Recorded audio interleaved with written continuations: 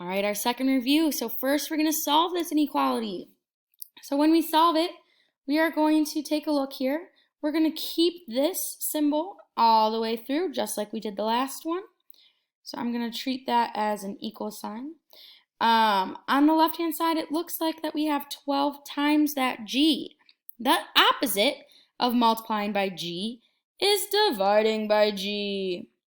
So if we divide by g, or you could put that slash, I'm sorry, not dividing by g, dividing by 12. The opposite of multiplying by 12 is dividing by 12. My bad. You can put that slash there though. So we're going to divide by 12 on both sides. On the left-hand side, we're left with g. We're keeping that symbol, greater than. 144 divided by 12, you should get 12.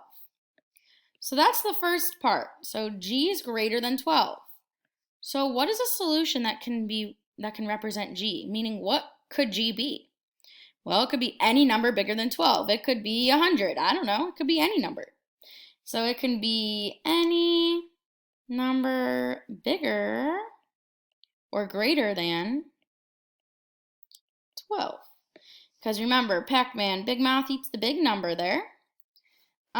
This is going to be what? An open or closed circle.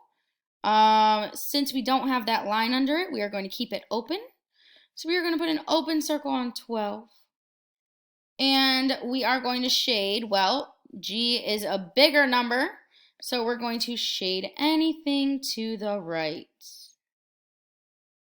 Any number bigger than 12. And that's it for our review. Great job.